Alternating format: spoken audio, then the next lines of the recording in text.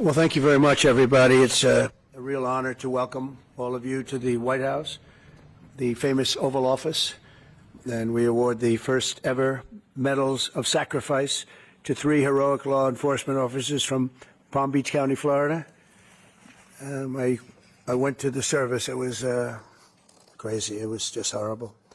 Earlier today, Congressman Brian Mast, who's right here, introduced a bill to ensure this new medal will be awarded to any law enforcement officer or first responder who gives his or her life in the line of duty. I also want to recognize Laura and Eric Trump for their work to make this medal reality. Thank you, Laura, and thank you, Eric. Appreciate it very much. Thanks as well to Attorney General Pam Bondi, who's with us. Pam, thank you very much. I appreciate it. So busy. She's so busy, but you wouldn't miss it. Secret Service Director Sean, wherever you may be. Hi, Sean. Congressman Byron Donalds, State Representative Meg Weinberger, and Dan Newland. Thank you. Thank you, Dan. Thank you, everybody. Thank you, Byron. Thank you, everyone. Really great that you're here. I also want to express our gratitude to Major Paul Vercoda. Where is Paul? Paul. Thank you, Paul. Captain Ryan Mugridge. Thank you, Captain. Lieutenant Shandon Hood. Thank you, Shandon. Sergeant Scott Yoder. Thank you very much, Sergeant. Deputy Sheriff Christopher Farron. Thank you very much, Christopher.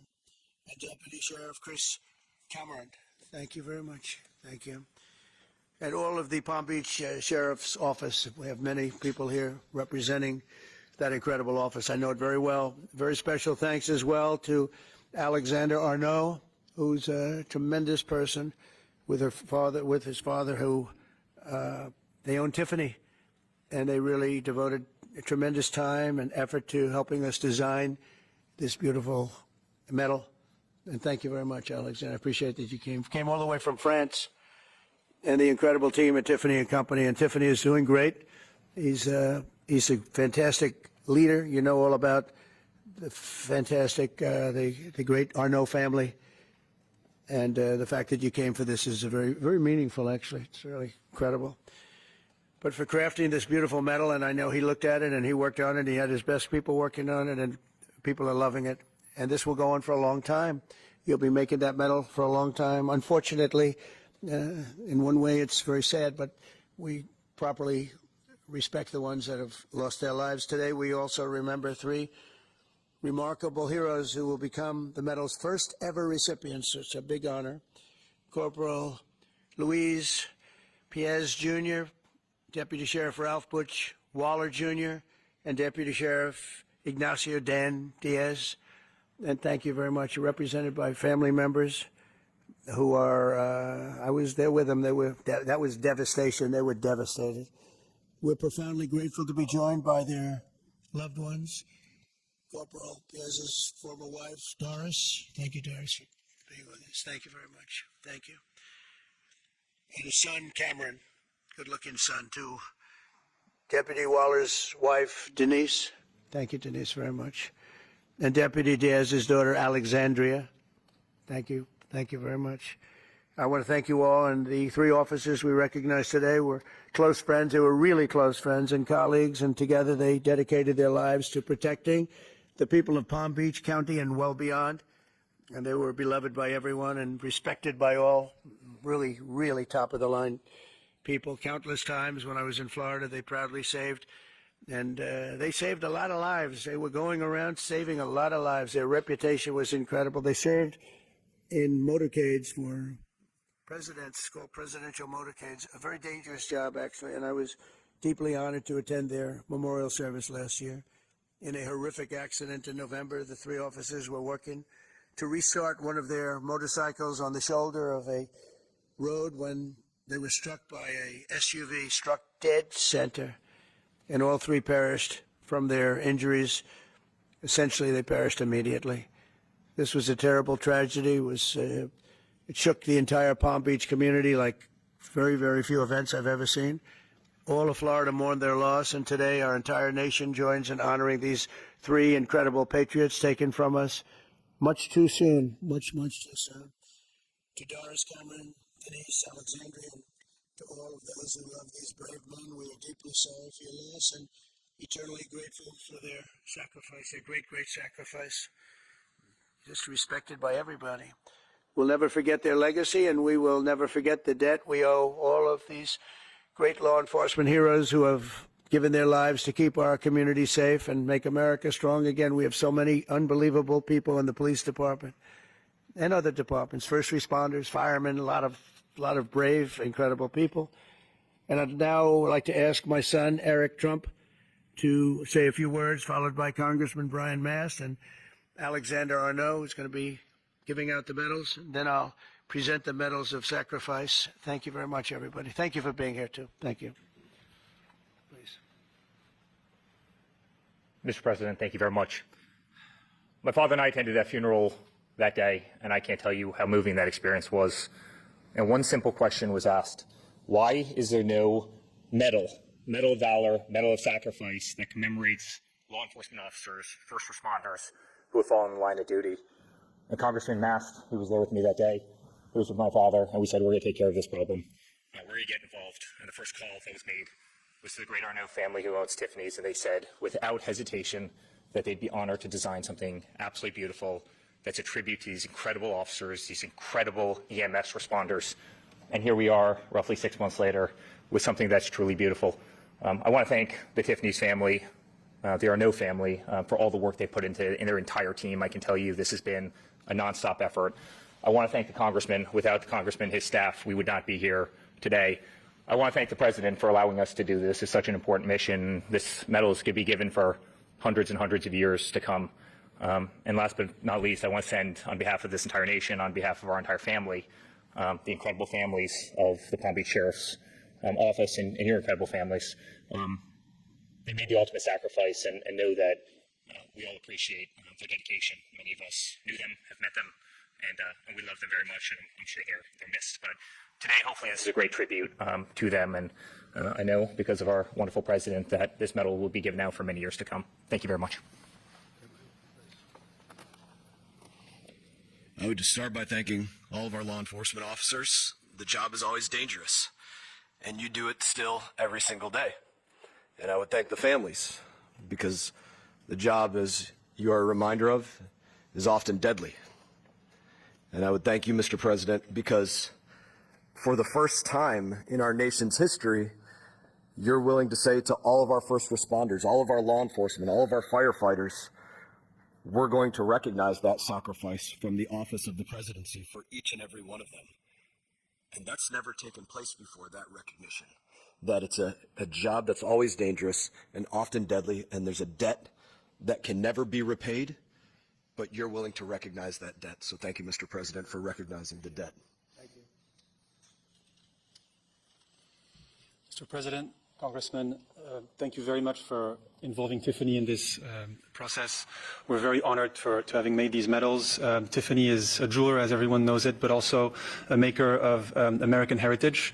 We were making the Medal of Honor in the 19th and early 20th century, and it's only natural that we followed with this heritage, just as we work on other very important American heirlooms.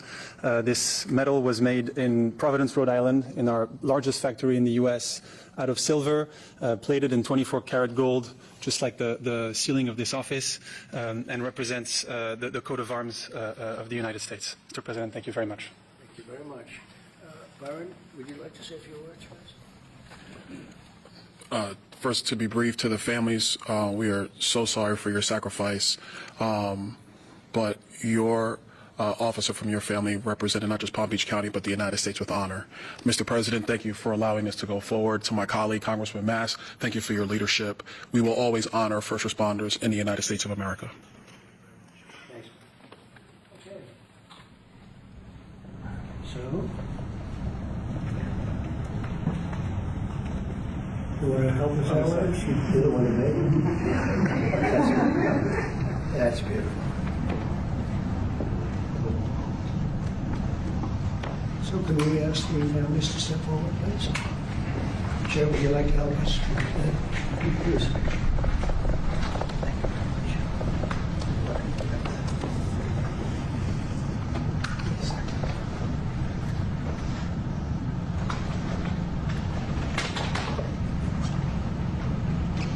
Congress families. Thank you, sir. Appreciate it.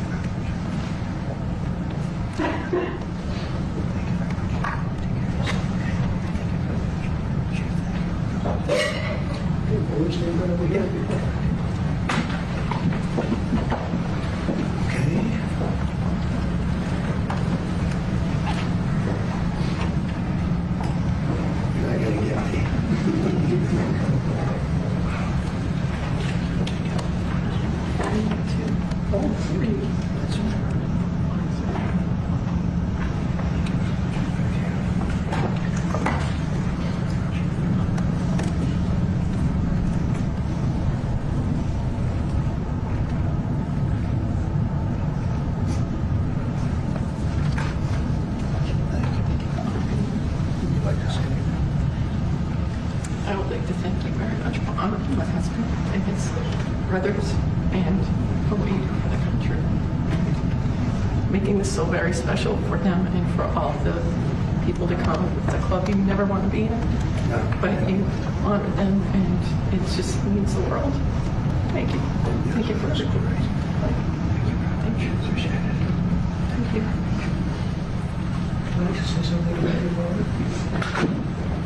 Do you want me to go over there or here?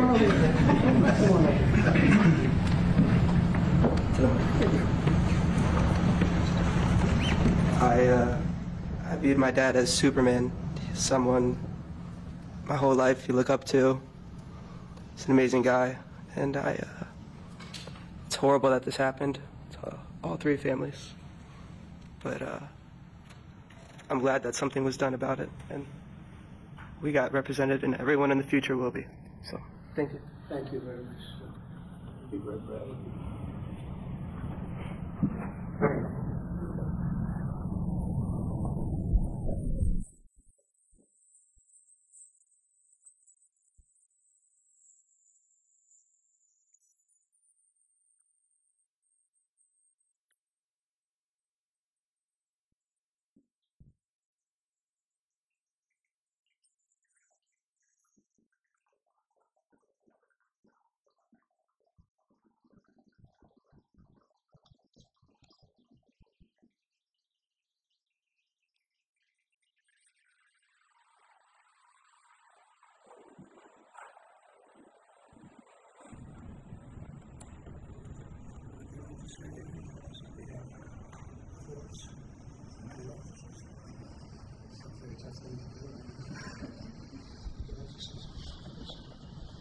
Mr. President, on behalf of Sheriff Rick Bradshaw and every member of the Palm Beach County Sheriff's Office, we can't thank you enough for taking the lead on this and recognizing the extreme sacrifice of our three brothers.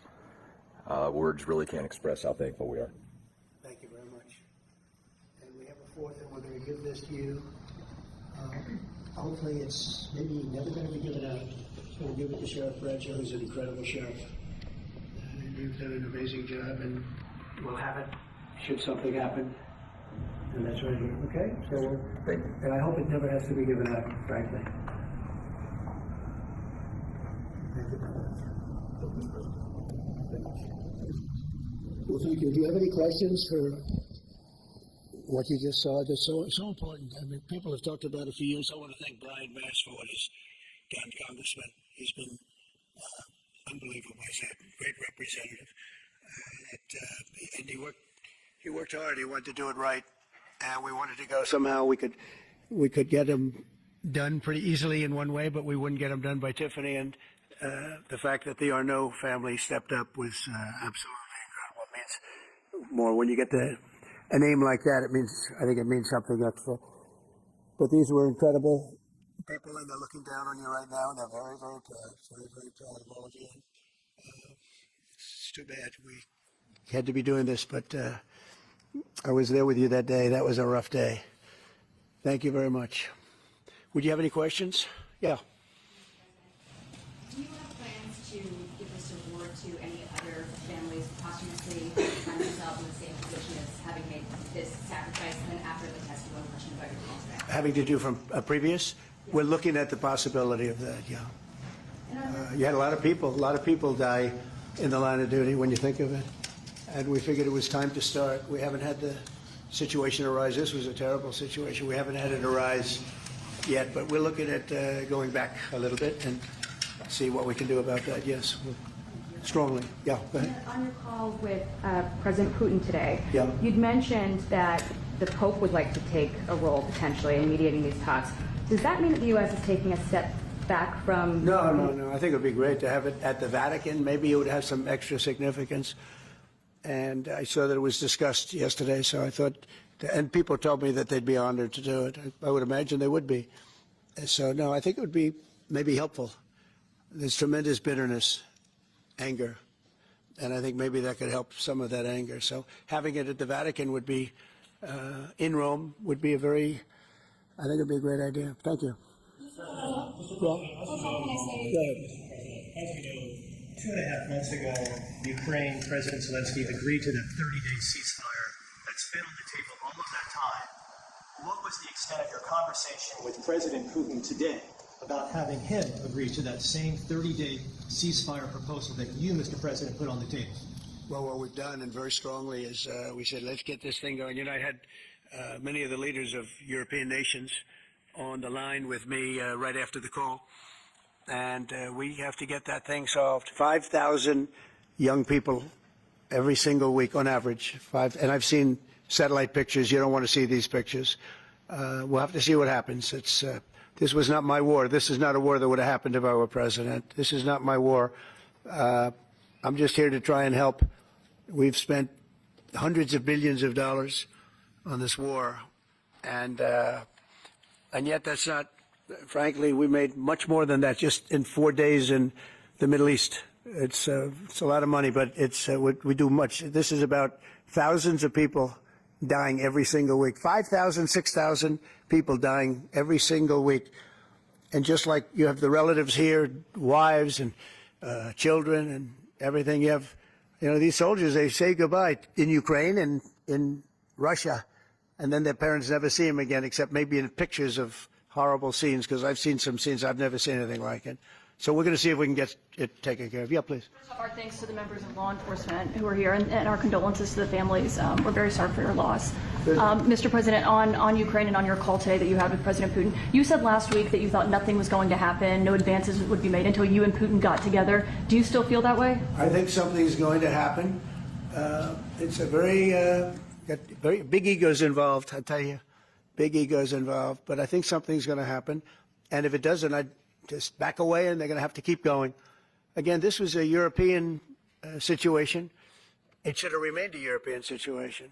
Should have remained, but we have, because the past administration felt very strongly that we should be involved, and we got involved much more than Europe did in terms of the money and all of the things that we gave. We gave massive amounts, I think record-setting amounts given to a foreign. There's never been anything like this. Both weaponry and money. And Europe gave a lot also, but they didn't give anywhere near what we gave. We gave probably almost 3 times the amount. And it's just a shame. The whole thing is a shame. The level of death here is just a shame. Yeah? Did you ask President Putin to meet with you? About what? About Ukraine. Yeah, of course I did. I talked to him about it. I said, when are we going to end this, Vladimir? I've known him for a long time now. I said, when are we going to end this bloodshed, this bloodbath? It's a bloodbath. And I do believe he wants to end it. When I made the call, I told the people last night, I spoke to the heads of the different countries, Germany and Finland. We had Italy, as you know, and UK was on the line today, and a couple of others. And then they were in turn calling everyone. Ursula was there from the European Union. She was terrific. And we spoke for a long time about it. And they got a problem. It's a big, big problem. It's a terrible war. It's very hard to extradite themselves away from what's taking place over there. The amount of anger, the amount of hate, and the amount of death. It's very hard, very tough situation. But I said to him, we got to get going. And I did say also, if I thought that you couldn't do it, I'd step away, because what are you going to do? We don't have boots on the ground. We wouldn't have boots on the ground. But we do have a big stake. And the financial amount that was put up is just crazy. It's crazy. This isn't for us. This is for somebody else. The amount of money that we put up is record-setting. There's never been anything like this. and that includes weapons. Never been anything like this. Yeah, please. Now, Mr. President, on the medal, how far back do you intend to look to consider for the recipients? And then on your call today, if Putin ultimately proves to be the obstacle to peace, is further arming Ukraine on the table at that point? Well, we'll look. I mean, we're going to look. I hope that, I like to think positively, frankly. I just can't believe that they allow this to continue. This would have never happened if I were president, and most people admit that. It would have, and it didn't happen for 4 years. And October 7th would have never happened either. That's the attack on Israel. That would have never happened. So sad, a lot of things wouldn't have happened, but so sad to see it. Now, I think that there's a good chance we can get this done. I believe Putin wants to do it. Now, if I thought Putin didn't, well, I mean, that's what I do. My whole life is like deals, one big deal. And if I thought that President Putin did not want to get this over with, I wouldn't even be talking about it, because I'd just pull out. What did you hear that gave you confidence that he does want peace versus buying time? I think he's had enough. I think he's had enough. This has been a long time. This has been going on for more than 3 years. When you think, right? It's been going on for a long time. Yeah, please. Oh, thank you, Mr. President.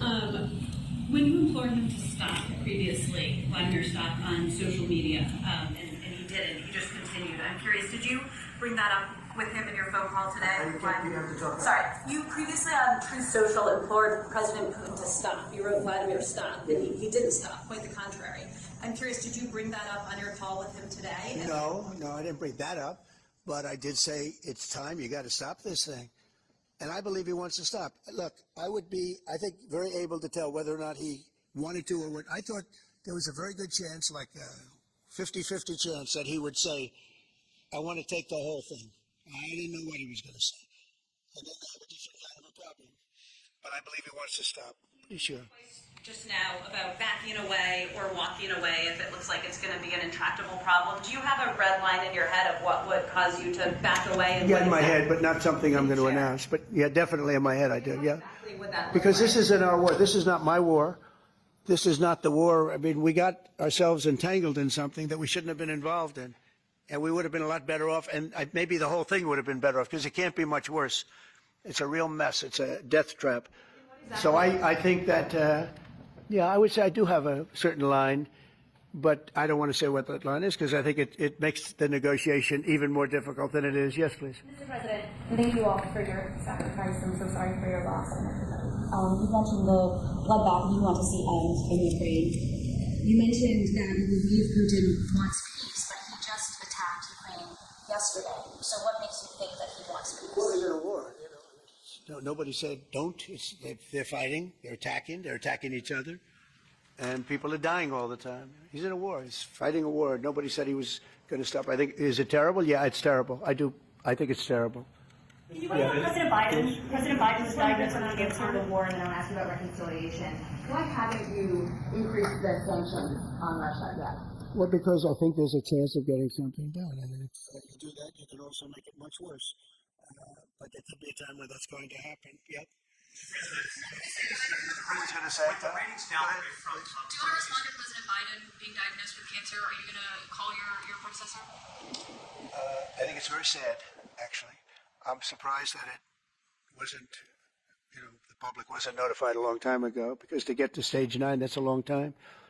I just had my physical. You saw that. You saw the results of that particular test. I think that test is standard to pretty much anybody getting a physical, good physical. We had the doctors at the White House and over at Walter Reed, which is a fantastic hospital, do it. I did a very complete physical, including cognitive tests. I'm proud to announce I aced it. Got them all. I got them all right. You proud of me? Yes. Your husband would be proud of me for getting them all right. It's a little risk. If I didn't get them all right, these people would be after me. It would be not a good situation. But I think, frankly, anybody running for president should take a cognitive test. They say it's unconstitutional, but I would say in that particular case, having a cognitive test wouldn't be so bad. But when you take tests, medical, as a male, that test is very standard. I don't know if it's given to everybody, but it's given just about. And it takes a long time to get to that situation. Now, I think, to get to a stage 9, I think that if you take a look, it's the same doctor that said that Joe was cognitively fine. There was nothing wrong with him. Well, he said, if it's the same doctor, he said there was nothing wrong there, and that's being proven to be a sad situation. And the auto pen is becoming a very big deal. You know, the auto pen is becoming a big deal because it seems like that maybe was the president who ever operated the auto pen. But when they say that that was not good, they also, you know, you have to look and you have to say that the test was not so good either. In other words, there are things going on that the public wasn't informed, and I think somebody's going to have to speak to his doctor, if it's the same, or even if it's two separate doctors. Why wasn't the cognitive ability, why wasn't that discussed? And I think the doctor said he's just fine, and it's turned out that's not so. It's very dangerous. Look, this is no longer politically correct. This is dangerous for our country. Look at the mess we're in. You're talking about all these questions on Ukraine and Russia that would have never happened. As an example of our president would have never happened. The other thing is you have to say, why did it take so long? I mean, when you, this takes a long time. It could take years to get to this level of danger. So it's a very, very sad situation. I feel very badly about it. And I think people should try and find out what happened, because I'll tell you, I don't know if it had anything to do with the hospital. Walter Reed is really good. They're some of the best doctors I've ever seen. I don't even know if they were involved, but a doctor was involved in each case. Maybe it was the same doctor, and somebody is not telling the facts. That's a big problem. President Zelensky of Ukraine says that the Ukrainians are ready for a ceasefire, they're ready for peace negotiations. In your mind, is Ukraine doing enough to get this peace? I'd rather tell you in about 2 weeks from now, because I can't say yes or no. I think, look, he's a strong person. Zelensky is a strong guy, and he's not the easiest person to deal with. But I think that he wants to stop. He's, you know, not. It's a very bad thing that's happening over there. I think he wants to stop. But I could answer that question better in 2 weeks or 4 weeks from now. I hope the answer is that he wants to get it solved. I want to thank everybody very much. And on behalf of the United States of America, we greatly honor your family and your friends and everybody that had to suffer so much. But you have some 3 great men that are looking down on you, and they're very proud right now. They're very proud. This is the Oval Office, and they're a big part of it now. They're a part of the Oval Office, the White House. And thank you all very much. Thank you. Thank you, Sheriff, for coming. Thank you very much, everybody. Thank you. Thank